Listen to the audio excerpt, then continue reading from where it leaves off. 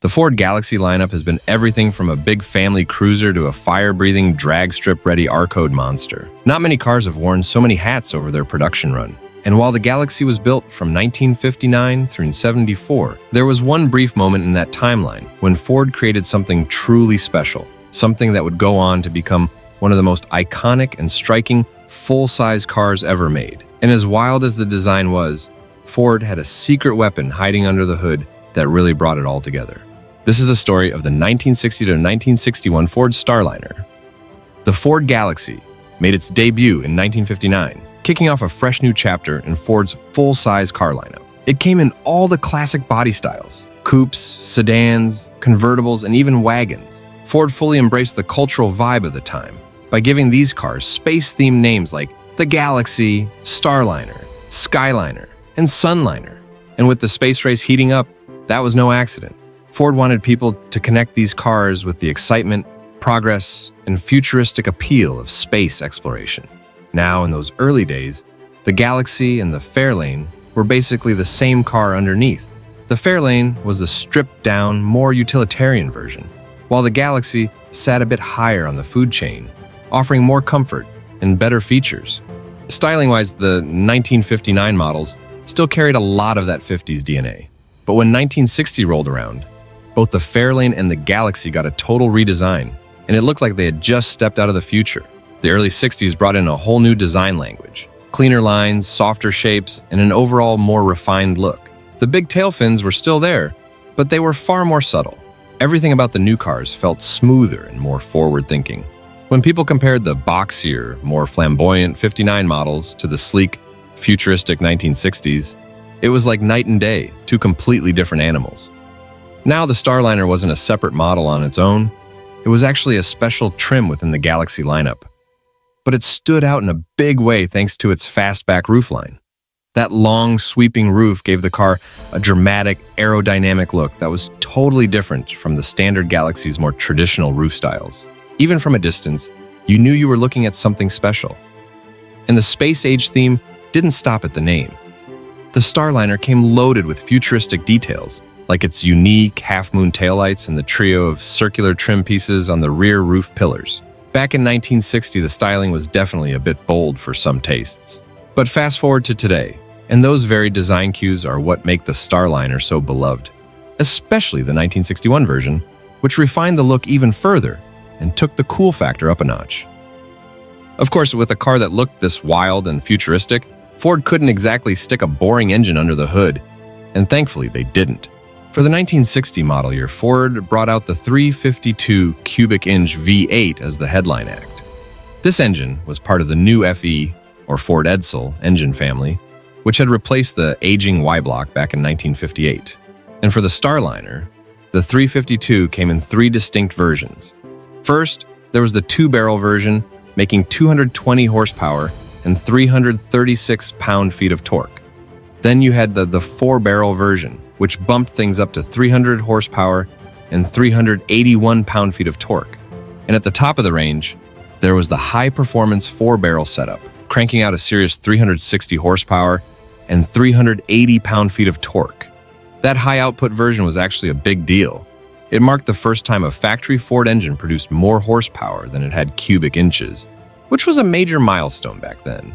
Now, technically, buyers also had the option to go with the smaller 292 V8, which put out just 185 horsepower. But let's be honest, almost nobody got excited about that. When the 352 in its top spec was nearly doubling the power, the 292 was basically a footnote. In terms of performance, the base four-barrel 352 was a bit underwhelming. Motor Life magazine tested it back in the day and clocked a quarter-mile time of 20 seconds flat. Not exactly thrilling. But the high-po version, that changed the game. It ran the quarter-mile in just 14.8 seconds, over 5 seconds faster. That's a night and day difference. The high-performance Starliners also got some real mechanical upgrades. We're talking bigger drum brakes, a beefed-up drive shaft, improved exhaust manifolds, and a steeper rear-end gear ratio at 356:1. And thanks to the mandatory manual transmission, no automatics allowed on the high-po cars, these things could really move. But here's the twist. The only manual transmission available at the time was a 3-speed column shift. No floor-mounted 4-speed, or was there? Here's where things start to get really interesting.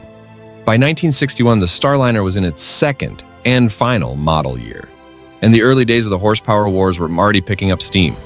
Ford knew it had to keep up with the competition, and that meant bringing some serious muscle to the table. Late in the 1961 model year, buyers who were in the know could check off a very special box: a Starliner equipped with the brand new 390 cubic inch V8, pumping out an impressive 375 horsepower.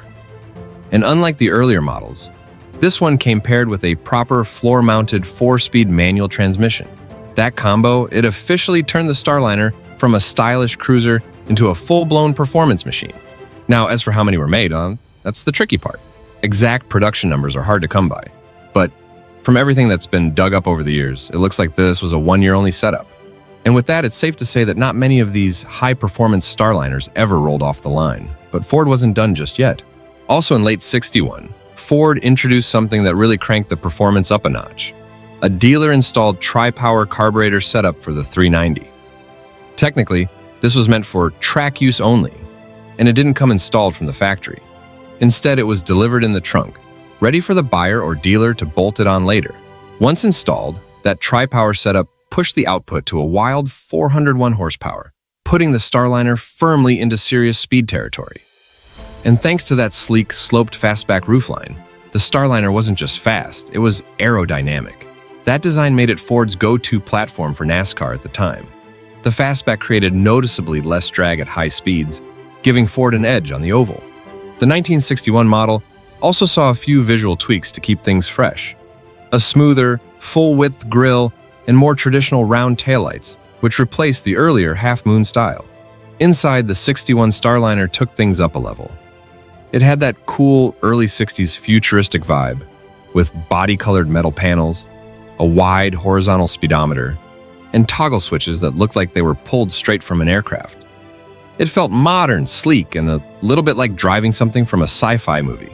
Under the skin, the Starliner stuck to a familiar formula: body-on-frame construction with rear leaf springs.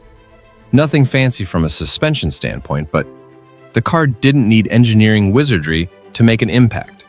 It had presence, it had power, and it had a design that made people stop and stare.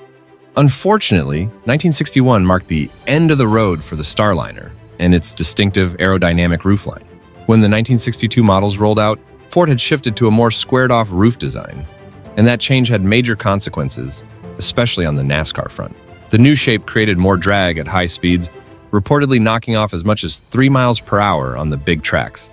In the world of competitive racing, that's a massive setback.